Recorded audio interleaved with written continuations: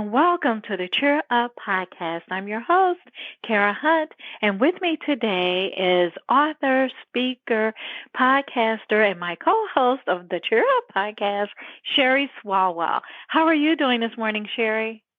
I am doing fantastic. I cannot believe we are, in the third week of August. I'm starting to get a little depressed because we start school back like right away. I know, right? Bad, but I love my summer schedule. I love our family summer schedule. I love God's just really been helping me this summer take care of my health and getting some good habits put in place. And I just, okay, so everyone out there, I need prayer that I don't derail the good that God has allowed me to have this summer in the fall because life gets crazy again. I'm praying that it doesn't, and that I can stop being that type A personality and start having a little more type B and knowing when to say when. And speaking of type A and type B personalities, we have with us today Nikki Jatindranath, also known as Jerica Kingston. Jerica Kingston is her author name, and she also has a book out called Lily Bloom, and you'll be able to find it if you go to jericakingston.com, and Jerica is Jericha, and Kingston spelled exactly how it sounds. So that is her pseudonym that she writes under, but today you'll hear us referring to her as Nikki. So today we have Nikki Jatindranath with us again. How are you doing today, Nikki? I'm doing fine. Thank you. I appreciate you ladies having me back again. My goodness, what a blessing it is to be with you and to share a little bit with your listeners. And I'm just delighted to be with you again. And I am so glad you're joining us again. And for our listeners, a few seconds ago, you heard Sherry mention something about type A personality and, type B. Oh, my goodness, you have got to go back and listen to last week's episode.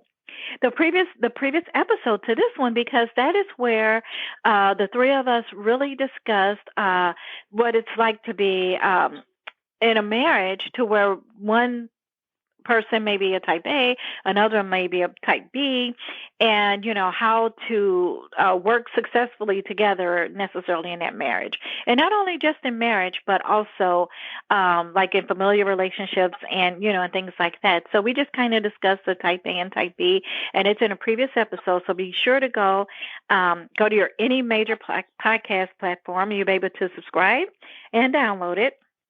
And you also want to hear the first week of August episode as well, 2 weeks ago, where Nikki talks more about her life, her spouse, how it's like being married to someone who, being unequally yoked in a marriage, and then how God miraculously saved her husband. You have got to go back and listen to that one as well. And during the entire month of August, we're going to be featuring Nikki, and we're just going to be talking to her about various Christian living topics and marriage topics and different things like that.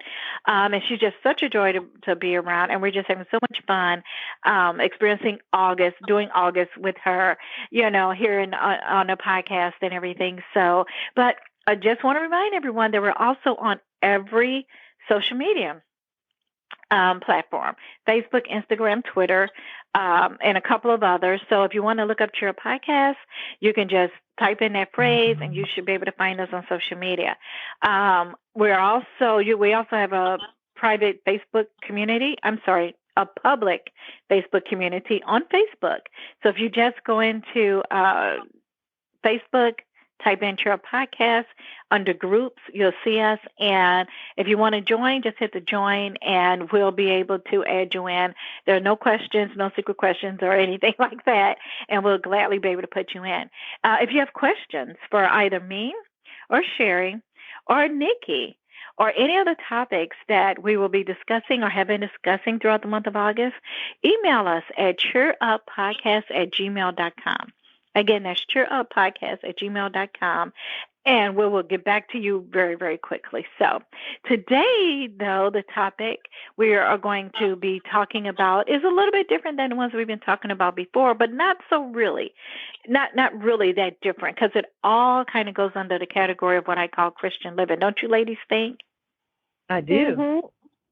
And so today, well, Nikki, why don't you tell us what we'll be talking about this morning?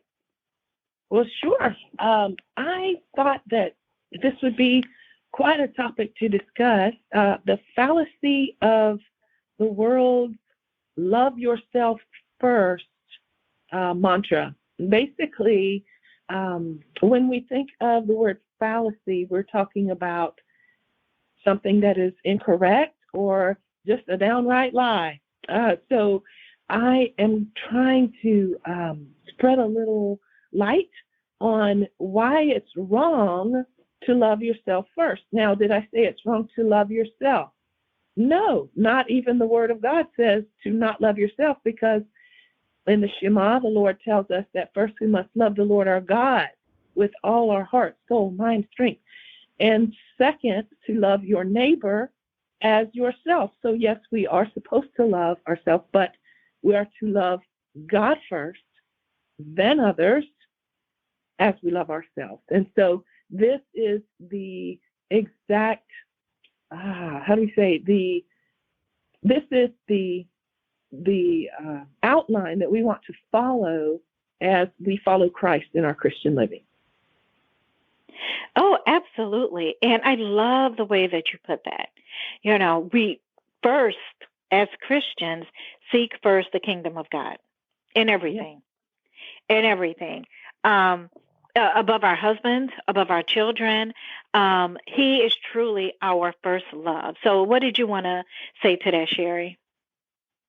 Oh, I completely agree. I don't think there's anything more that I can add that would be better. So, yeah, I completely agree.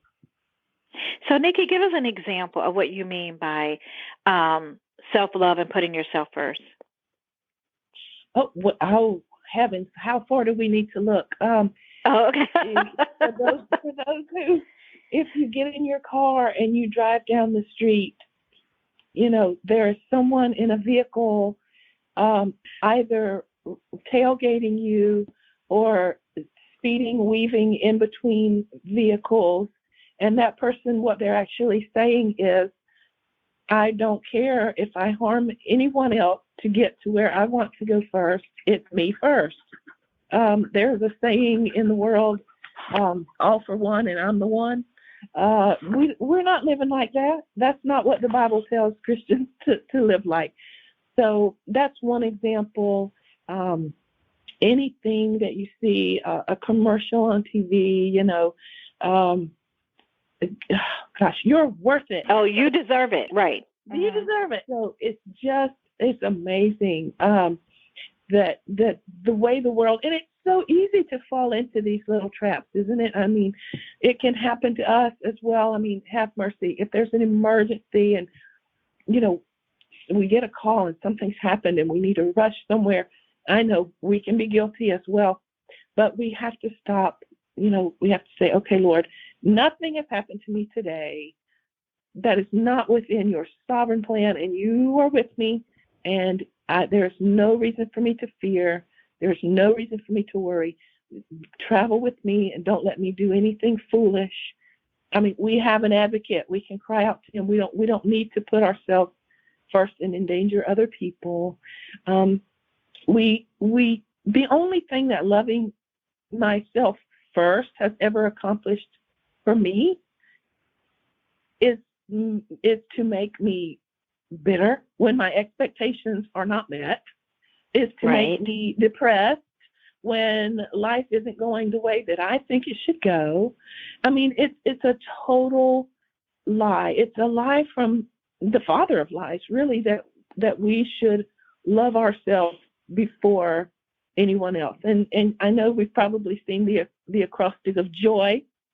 To have joy, we love Jesus first, and then others, and then yourself. And that's the order that it should go in.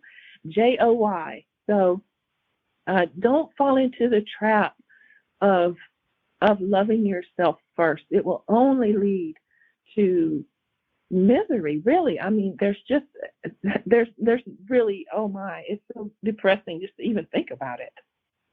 Well, and I want to share one that I'm not guilty of anymore. you know, but I used to be. Oh my goodness. Do I want to use the word notorious, infamous? Anyway, it wasn't good and that was being late. And it was if I had, if I was supposed to be somewhere at 10, I didn't think anything of showing up at 10:30, or something like that. And over the years, I got really, really convicted of that because it was more like what you said. You described, Nikki, with the driving and the speeding and weaving. Like, I don't care where these people are going. I got to get to where I got to go. It was more of like, I don't care what time I told them I would be there, or I don't time what time they told me to be there. I'm going to get there on my time, and the whole world and the whole office and everyone else just has to wait. Right. And I will get there because, I get there like necessarily when I get there. And not only does it breed unhappiness and, being miserable, like you talked about, Nikki, but you know what? I'm like, if you're not really careful, it can also breed a sense of entitlement. True. A sense of entitlement to where you feel like other people owe you. Or how dare you talk to me about being late? But I am so thankful that I really got convicted of that. And it's so disrespectful of other people's time to make someone feel like they can just wait for you for whenever you decide to show up. It's disrespectful to them, and it is a poor representation of Christ. It's such a poor representation of Christ. So that's one. Okay, so if that was a self-confession. You are so precious for even just the humility of approaching that topic. Thank you so much for approaching that. Yeah, and that's definitely one, and it's and it kind of goes back to, because it's something you need to fix, because it goes back to time management. It goes back to being respectful of other people and their time, and the energy that they put in getting there on time. And also just respecting that they may have to leave. At a certain time. If I told them I was going to be there at 10 and I didn't show up to 10:45, I can't get upset when they have to leave at 11. Right. And I can't get upset because they had other things to do. Their world did not revolve around me. And when I decided to get there, so I'm so glad that the Lord has just really dealt with me. It's been about 10 or 15 years now, maybe longer than that, when I really felt like I had such a strong conviction on that. So now I strive to be on time. And of course things happen, right? But I try to be very I try to let people be aware. Like, if I did tell you I'm going to be there at 10 and I'm in some type of traffic jam because something happened on the highway or whatnot, and I'm going to be a few minutes late, I'm texting, I'm calling, I'm trying to make that person aware. Hey, just so you know, I'm sitting in the middle of this particular highway and it's at a standstill, or something like that. I don't just not keep them up to date on, where I'm going, because I am honestly trying to get there on time. And before I just didn't, it was just like, oh, well, whatever, or something like that. So I try to be, aware of that, as well. So what about you, Sherry? You don't have to do any self-confessions, but what things have you, what types of self-love have you seen? Well, putting yourself first before others, I should say, not self-love, right. But go ahead. Right. Well, this isn't an example, not necessarily, but I heard a sermon within the last couple of weeks, and they were talking about swimming upstream, living differently than the current, living differently than the self-love, have to do everything yourself, it's all about you type of a thing. And they were talking about how, and this is one thing that I do, and it's not in a bad way, but people do not receive it very well. And so it's the waiting for God instead of feeling like I have to push ahead and make everything happen on my own. I'm constantly telling people, see, because I guess it is a self-confession, because in the past, I would try to do it on my own. I'm great with coming up with elaborate plans. I'm great with coming up with elaborate ideas.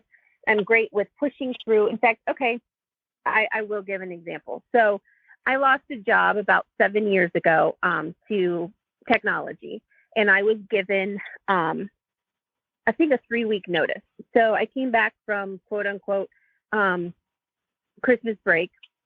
It was the first week in January, and I got an email from my boss saying in less than a month, by January 31st, you'll be without a job. And I'm like, oh, yay, that's awesome. Well, God was telling me, so let me back up just a titch more.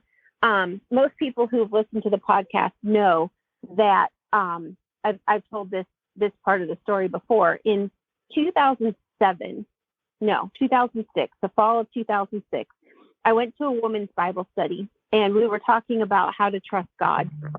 And I remember driving home and having a conversation with him. And I said, God, I've been a believer since I was 6 years old, but I hate to confess this, but I don't trust you. And I felt like he was going to shoot me down with lightning bolts when I said that, because I thought, who tells God you don't trust him? And I said, but I really want to. I said, so please be gentle with me, but please help me learn how to trust you. So about 7 years later, he was really working with me and helping me line up the next season of my life. So losing the job was a surprise, but not a surprise, because he had kind of in the back of my head said, Sherry, this is the direction I want you to go. So when it happened, I was surprised, but not surprised. I didn't expect it to happen so suddenly. Well, I felt like God had said to me, just relax, just rest, take this time to chill, take a break, whatever. But I was too scared to do that because we had bills. I felt like it was my fault that I had lost my job, even though I had nothing to do with the technology aspect. I didn't lose my job because I was a bad worker. I lost my job because it was cheaper to have technology do it. So I had all these fleshly emotions. And so I scrambled, I panicked, and I applied to 7, instead of resting like he told me to, like he encouraged me to, I applied to 75 jobs.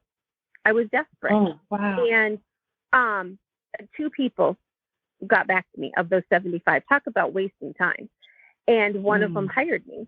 And while God has been wonderful in helping me through that situation and teaching me so much through it, I truly believe that by me taking control, by me taking the reins, that was not his best for me. And I have struggled with that from day one.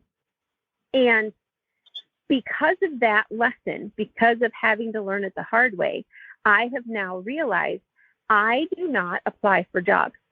I don't. God brings them to me. And unless he brings it to me through some avenue, it's not for me. And that was the lesson that this pastor was talking about. He was saying it's not a popular topic to allow God to be in charge of your life, to allow the God of the universe to direct your steps, to wait on his timing, to wait on his plan, to wait on his purpose.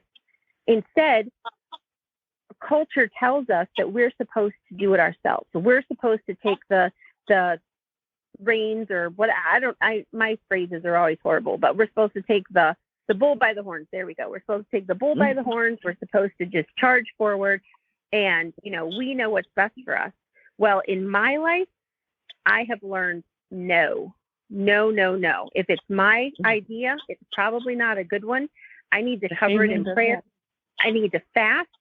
I need to pray. I need to ask other people to pray with me. And if it's ordained by him, if it's something that God wants me to do, he will do it. And I have to tell you, girls, God is so awesome, because I got some news yesterday that really, really, really discouraged and disappointed me.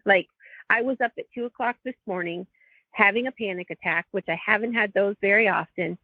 And I was like, okay, God, is everything that I have done for the last X number of years been a waste.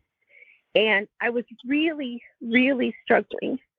And just having this conversation today is just such an encouragement. So he woke me up at, like I said, 2:30, and he had me get out of bed. A lot of times I'll just lay in bed and pray. And he had me get out of bed. And of course I go over and I check my email because, why not? And so I was going through this random email that I got that I signed up for that I have no time to even tackle. I'm putting everything in a folder because I'm like, okay, someday when I have time, I'll look at it. It's supposed to help me organize my house. Well, I can't even think about that right now. But as I was scrolling down, so this is not even, as far as I know, a Christian website. I think this is just like a home organizer lady. And I'm scrolling down it, and off the email, bold letters, it says, God will take care of me. And I'm like, wait a minute, this is a secular website that I know of. And God is giving me a message at 3:00 in the morning in the middle of a panic attack that he's going to take care of me. So if he's willing to do something like that, then you better believe that I'm going to trust him to bring me the jobs that he wants me to do, and trust him to give me the purpose that he wants me to have. Because only somebody that personal who knows me that well is willing to do that. And if he's going to do it for me, he's going to do it for all of us, all of his believers. So why don't we want to swim upstream? Why do we want to make it harder on ourselves and do it our way? I'm exhausted. I don't know about you guys, but I'm tired. I don't want to work that hard. I know. And it is exhausting. And thank you for being so vulnerable and sharing that with us, Sherry. I will be just praying for you that God will lead you exactly to the job that is made for you, tailor-made for you. God bless you. Well, thank you. I think he's in the process. We'll just have to see if I'm hearing him correctly. Yes, and also it's, I think, Sherry, as you were talking about the sermon that you had heard, and about how you felt so special when you saw that message, right? It was like God knew that you were hurting. God knew everything that you were going through. And he loves you so much. He's just like, this, just to give you that little bit of encouragement. What an awesome God we serve. And that's the best thing about one of the benefits and blessings of being a child of God, is because you have someone who loves you like that, right? Who knows your innermost thoughts. Sometimes we get mad at our spouses, for example, for well, I shouldn't have had to say anything. Didn't you know? Couldn't you read my mind? Well, of course they can't read our mind, right? Because they weren't designed to. But you know who can? You know who can, and you know who knows our hearts and our innermost feelings before we even have a chance to share them with our spouse or loved ones? God does. And he knows it all. Right. Why do we want to pamper ourselves? And I'm not saying, because I'm going to ask a question of you guys in a minute, but why do we want to be selfish and take it all for ourselves when we have a God who, like you just said, Kara, is so personal that he wants to give us more than we could even think to give ourselves? He knows how to soothe us and how to bless us and how to love us way better than we know how to. Amen. You're right. I had no idea that there was going to be, God is going to take care of you. And he knew that those were the words I needed to hear. I had no idea that was what I was going to see. None. And then there was an icing on the cake, because I went back to bed and he put a song in my head, and it was, I Will Carry You. And so I shared it with friends this morning, and then I listened to it as I was driving home from running some errands. And the words they were exactly what I needed to hear. And I'm like, God, I knew you knew that I would need to hear that, which is why I played it, because all I had in my head all night last night was, I will carry you. I will carry you in the darkest night. Well, I don't even see. That's all I had. But I knew there was more to it, because when God gives me a song in the middle of the night, I know that he wants me to hear the whole message. So why do we want to force blessings on ourselves? Why do we want to have the imitation, the artificial, when we can have the real deal? Oh, wow. Oh, can I take, I feel like that, person on the TV who used to raise their hand, was that Welcome Back Kotter or something? I'm telling my age. I love that show. I'm telling my age now, but, where that one student would raise his hand, he'd go, ooh, Yeah. I think it goes back so clearly, to answer your question, Sherry, to what Nikki was talking about, fallacy. Because part of a fallacy is deception. And part of the meaning of fallacy, is deception, and to making you think you're doing, that something is one way when it's really the other. And a lot of times I think we want to take things in our own hands so we can feel empowered, we can feel strong, we can feel strength, and that we're in control of our own destiny. Well, there's the fallacy. There's the deception. You're not. Amen. You're right. You're not in control. Whether you are a believer or non-believer, you are not in control. Yes, ma'am. You are not in control.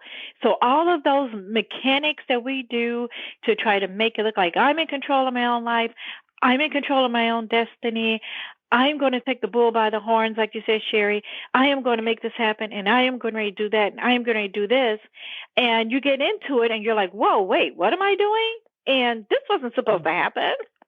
I was supposed to be a success now. I've been working at this for 10 years. I'm supposed to be a billionaire, a millionaire. And you find out you're still not there. Or you find out you achieved it, but you're absolutely lonely, and you're sad, and you're miserable, and you can't understand why. Yeah. So, and I think it gives us that control feeling, like I'm the one steering this, flying this plane, steering this boat, driving the car of my life. And it's just not true, but it makes you feel that way temporarily until you find out later, like, wow, I was never in control this whole time, was I? That's right. And it's really humbling experience when you realize that.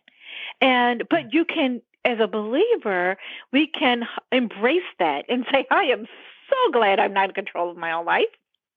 Mm-hmm. Right. Because when I tried that, where did it leave me?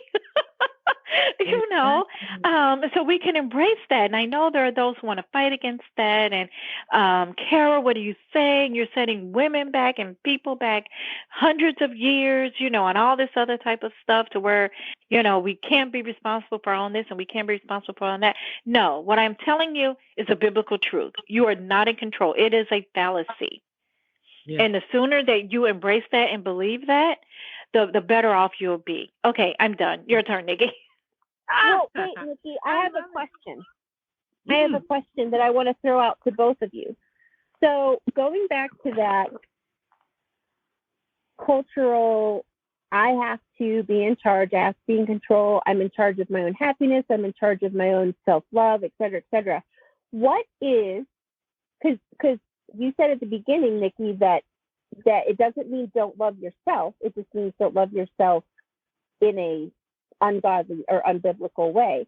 So I'm throwing out to both of you, whoever wants to answer, what then are examples, or how from the Bible do we know how to love ourselves? Because there are some personality traits who think, oh, I can't love myself at all. Well, that is a fallacy as well.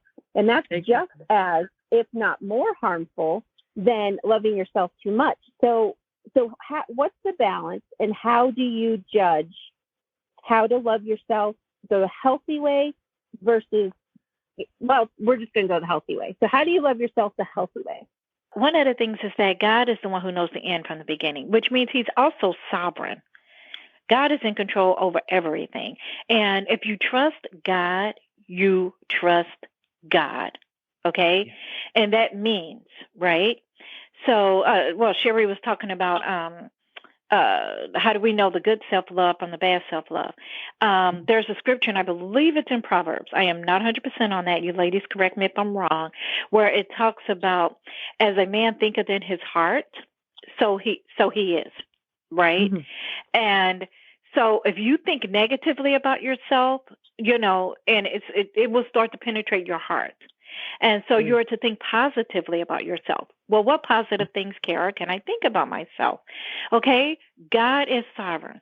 And if you honestly and truly believe that, then you have to believe that you were wonderfully and perfectly made. That no matter your skin color, no matter your height, no matter how big you are, how small you are, or anything in between, male or female, whichever way our sovereign God created you, and if you 100% trust him in that sovereignty, knowing that he knows best than anyone else as the creator of all humankind and the world and everything in it, then you rest in that fact that you are who you are because he made you that way. Yeah. Nikki talked about how we were so valuable that he died on a cross for us. He would have done that for any one of us. So you're already valuable, right? You're valuable enough for his blood to have been shed on Calvary. That automatically makes you somebody, right? So when you think the way that you think it in your heart, the way a man thinketh in his heart, and before someone say, well, that says man, that doesn't say woman. Okay, it's short, but mankind. Human, right. Mankind. Okay. So, it's, so as a person thinketh in their heart, there they is. Think on those things that God has already done for you. Do you have beautiful eyes? Did he give you beautiful eyes? Did he give you a beautiful smile? Do you have flawless skin? Do you have long, gorgeous, thick, beautiful hair? All of those things that the Lord has given you, lift yourself up in those things because he created you. He knows exactly what you were going to look like before you even knitted in your mother's womb. Yes. Are you blessed with wonderful height? Be thankful for that. Are you petite? I'm telling you, a lot of ladies will envy you, for being petite. So it's just thinking on those things that God has already done for us. You're valuable. You're worth so much to him that he gave his life for you. He designed you. Right? You weren't just he didn't just throw a bunch of puzzle pieces together and say, okay, there goes Susan. No, he was like, okay, this, that. It's your masterpiece. You're a masterpiece. Yeah. And think of yourself, that's the good self-love. When you reflect on what God has done for you, why he did it for you, and how you were miraculously made. Just miraculously. And I'm not even just talking about the outer appearances. We've talked about this before. Our eyes, for example, there are so many God things that go on in just our eyes alone, the way they were designed biologically, that if one or two things are off, they wouldn't even work right. Right? So we are wonderfully and fearfully made. You are wonderfully and fearfully made human. Woman, man, child of God. That is the type of self-love that's healthy. Am I wrong, ladies? You're right. No, you nailed it. And Sherry, I think you were going to say something earlier. Oh, nope. I think you nailed it. And I love how you brought it back to, it's so true. When we are secure in our identity with God, then it's less about taking care of ourselves and feeling like we have to protect ourselves and defend ourselves, because we know that we're secure that our Father will do that for us. Amen. And like you said, Nikki, it goes back to that trust. And I think that's why I had such a hard time for so many years. I guess I'm a slow learner, and I'm not saying that in a self-depreciating way. I'm almost kind of glad that it takes me a while to learn lessons, because then God really sinks it in, and I get it, and then I'm able to share it. I can definitely say that I trusted God more when COVID hit, when we had the whole 2020 and life just kind of exploded. I had such a trust in him because of of asking for him to teach that in me since 2007. So I had, where's my math? Let me see. I had 13 years to practice, 13 years to develop it. And I trust him more now, 2 years later, than I even did then. Does that mean that I never struggle? Obviously not, because I was woken up with a panic attack last night.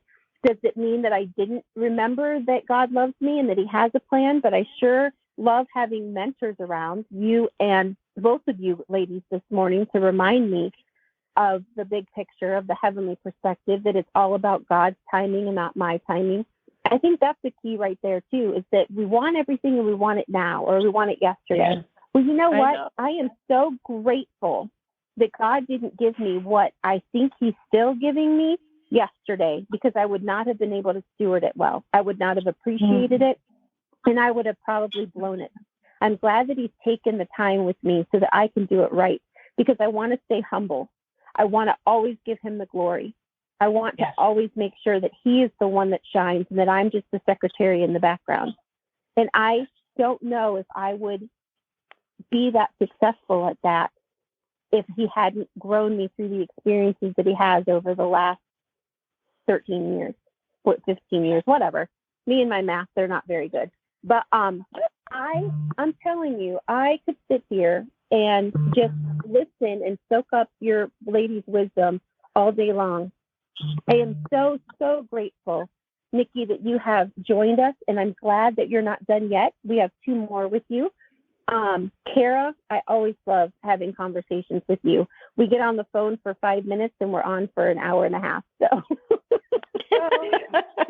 the podcast is just another way that you and I get to connect on a deep godly level, which I absolutely love. So Jesus reminds us in John 16:33 that these things I have spoken to you, that in me you may have peace.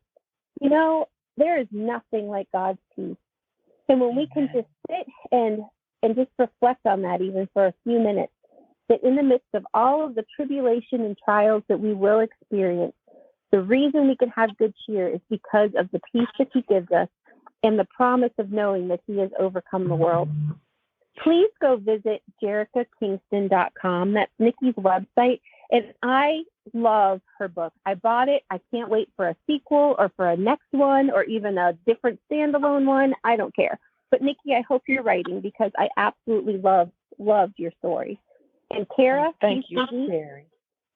Well, I do. I have just thoroughly enjoyed getting to know you and getting to know your heart. You are just, you just feel like a kindred spirit, and it's just, I love it. I love connecting with more believers who are swimming upstream and who are not afraid to boldly proclaim that. Yes. Go visit Kara's website, KaraRHunt.com.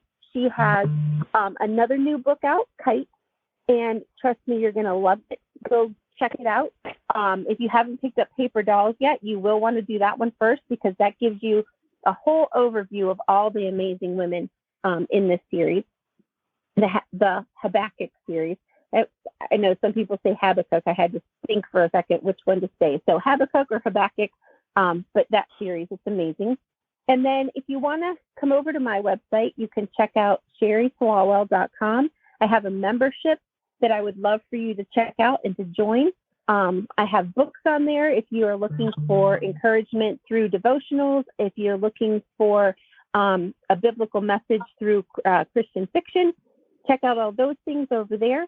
If you need prayer or encouragement, like Clara said at the beginning of the podcast, send us an email at cheeruppodcast@gmail.com. We would love to stand with you and pray with you.